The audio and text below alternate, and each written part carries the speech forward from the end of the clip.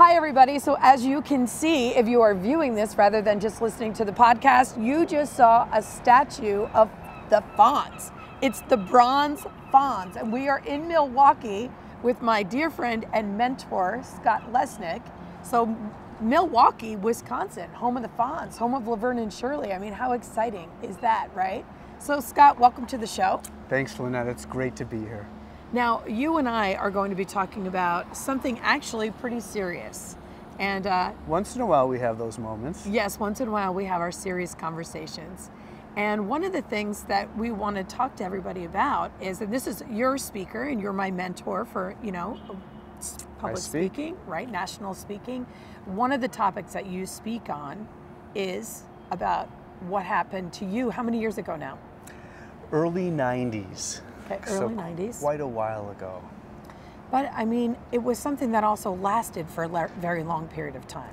It did. It dragged on for several years after that, but it ends well. So whenever something happens, but it ends well, you're like, that's what we like in our movies and our show, so it ends well, which is good. And you've written a book about this. Yes, Kid Jacked, a father's story. Right, Kid Jacked, a father's story, because your wife actually kidnapped your children and went to the Middle East. She did, yeah. And one of the reasons that we're talking today is because your passion was the drive that you had to kind of corral to keep up that fight for all that time. It was an undiscovered passion. I didn't really know who I was or what drove me. But then when I realized in the snap of a finger, I was kidless, I had to figure out who I was, what I was all about, and what I was going to do. And that's what started to take me on a journey of not only self-discovery, but a way to try to do what most people felt couldn't be done, locate and rescue my two kids and get them back home to America. And then you took that passion, and even now, all these years later, you help other people with that, and that's why you speak on it. I love it. The speaking on that topic resonates with so many folks because they may not understand what it's like to have the kids kidnapped and taken to the Middle East, but they've gone through something. The loss of a loved one, a relationship that was close, perhaps a diagnosis from a doctor that they didn't want to receive or something. So we all have to try to find this strength. And locate it. So my passion is really listening to their stories before and after I speak, seeing them do this when I'm speaking and knowing that I've connected because I've made what I'm talking about really about them. And that's where getting paid to speak is cool. Connecting with people, way cooler, and learning from them and hearing their stories individually later. They pull you aside and go, oh my gosh, and I just sit there humbled and listen to every word going, wow. People are really incredible. Can you tell us, bring us back to when you realized that your kids were missing? Yeah, it was a birthday phone call. My wife had originally taken the kids to visit her parents, and they were very young, 2 and 4 years old. So I called to wish her and the kids a happy birthday because they all have their birthdays within a couple of days of one another. And on that phone call, where was she? She was in Israel in a town called Tiberias, on the Sea of Galilee. It sounds beautiful, and it is, but not at this time. So I called to wish her a happy birthday. She put the kids on the phone. My daughter couldn't really talk, being 2, and Jonathan and I spoke for a few minutes, and then Lisa got back on and said, by the way, I just want you to know, we're not coming back home to America. We're staying here, and you're going to have to move on with your life. Those were her exact words. Wow. And your response was? You need to rethink that. First of all, I had to ask, seriously, are you joking? And she said, no, I want you to find another wife, have more kids, because I'm not moving back there. You haven't done anything wrong. I'm not mad at you. I even still love you, but I don't want to be back there, and I don't want the kids there, and we're staying here. And so then I asked her to reconsider. She said no, and I explained to her why it was a bad decision. Basically, I said, look, that's kind of when I really realized what a father I was. I said, the kids need us, but they also need their father to read to them, to play with them, to tuck them in at night. And once she said, well, that's not going to happen, that really ignited my passion that I never really knew I had. I always looked at myself as not a fighter. I'd work my way around things with intelligence, fight if I had to, but I'd rather just work things out. that's when I realized that the gloves were off. And I also found out that there were no international laws that had been signed that required her to bring the kids back. So the kids and I were in deep doo-doo. So this happens and you make the decision to go out there. Well, yeah, it took about 5 months of plotting, planning, role-playing, suffering tremendously, curling up into a ball and kind of like thinking to myself, I might just give up and just toss in the towel and move on with my life, because everything I did amounted to nothing. And talking to lawyers, talking to embassies, State Department, nobody could do anything. And I thought, well, all right, it's just me. Some advice from other people, what am I supposed to do? And it finally just dawned on me one morning when I was shaving. You know, I had this moment of clear consciousness. I'm just staring in the mirror and shaving and looking at a picture I had taken of my kids, and I thought, well, wait a minute.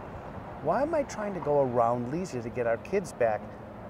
You're silly. You need to go through her. That's the only way it's going to happen. So it changed my whole outlook and my paradigm, and I began to go, okay, this is about Lisa.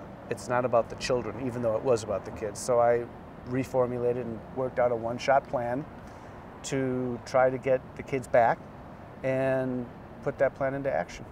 So you went out there and you tried to get her home under the guise that you would stay together and that you would sell the house, right? It was complete fabrication. I told her I loved her, but I knew I couldn't trust her anymore. I already had an attorney, so I knew our marriage sadly was over. But 2 of her brothers are cops. She's one of 7 kids, and I was going into a big family with people who look at you very intensely and don't steer away, and they read body language well, and I figured I'd get chewed up and spit out or thrown in the desert somewhere.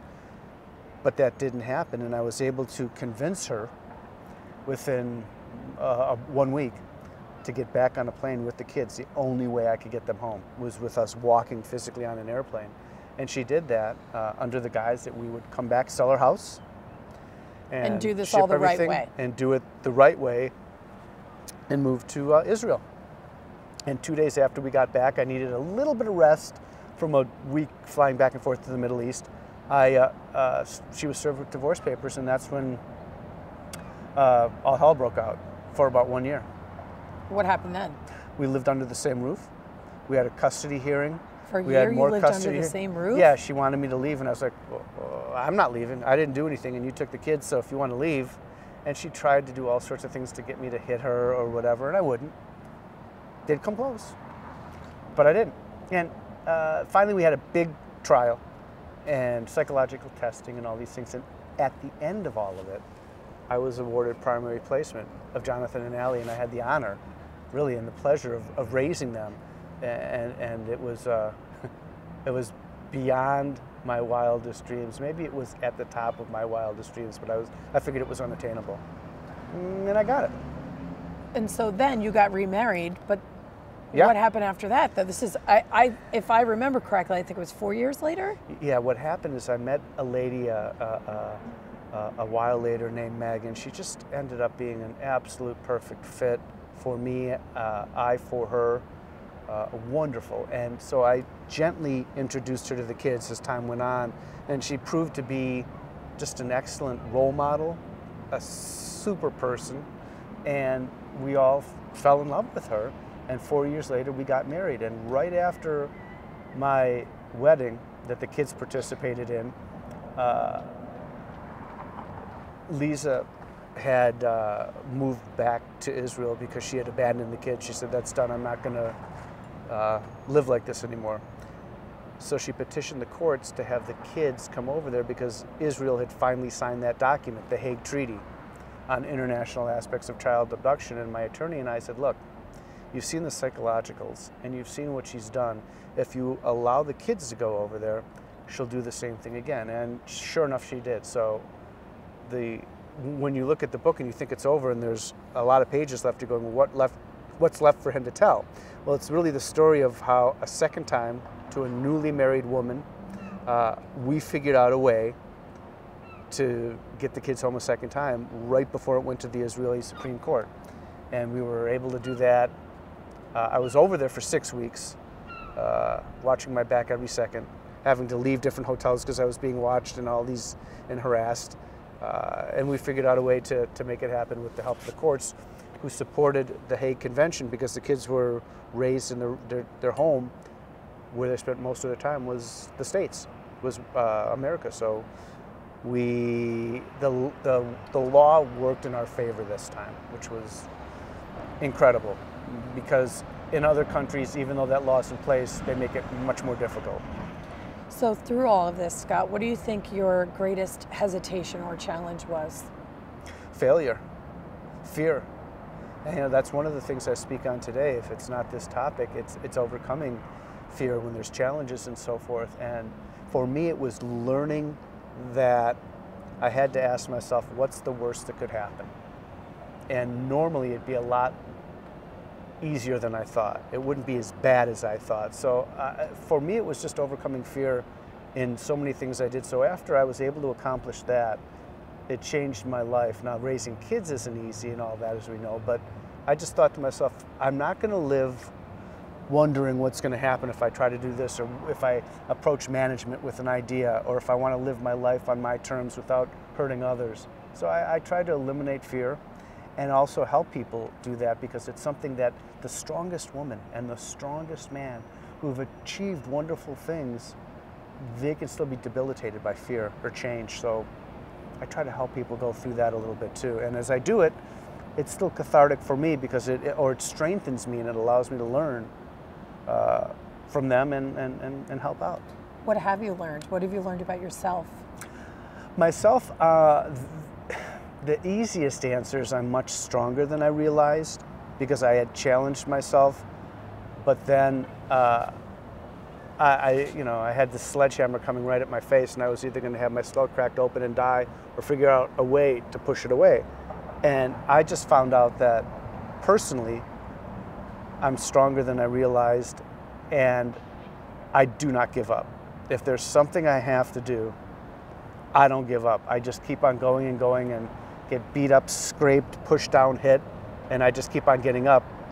There's an old Chinese or Japanese proverb. It says, get knocked down 6 times, stand up 7. Get knocked down 7, stand up 8, something like that. And it's so true. So that's what I believe. You just keep on going, and usually you get to where you want to go. Well, and that's why you're known as the Never Give Up Guy. Never Give Up Guy. It's your speaker jargon tagline. That's the tagline that was given to me, yes. So my thing is that to get people to act, I think they should envision something for themselves and really wear it a little bit, and then explore what it would take and execute a plan.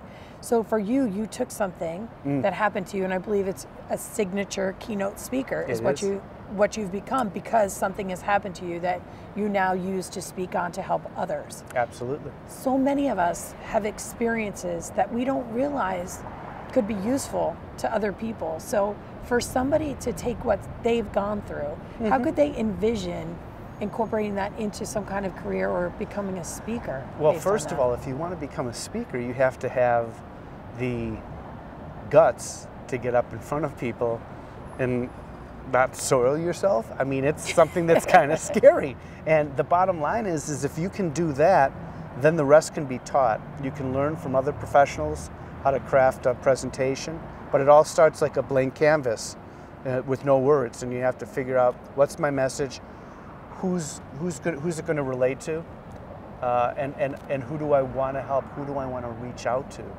And once you do that, you can get help between the National Speakers Association.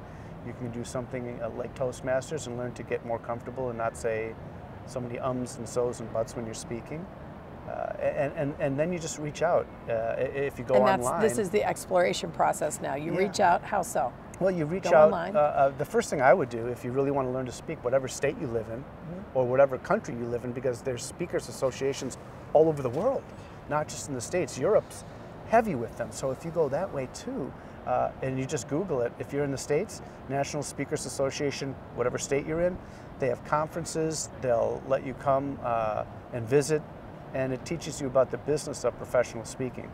But you really have to find, like we all have and like I have, some mentors, people to take you under their wing, help you out a little bit, and show you. So a lot of it, and a lot of what we do, is giving back, because people have helped us in so many ways in our lives, and that's what I try to do now. I teach the Academy for professional speakers for the National Speakers Association in Wisconsin, help them out, and it's turned out to be great for me too, because the people that are in it are full of intelligence, great backgrounds.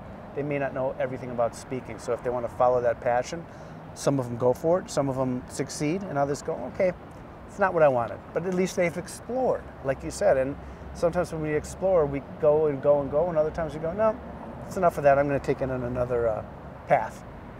So to execute that first step would be to reach out to these. Absolutely, reach out to anybody who's a professional speaker. Professional speaker in my town, go to the National Speakers Association website for your state and look, and and just reach out, and they will gladly have you come and sit in and learn.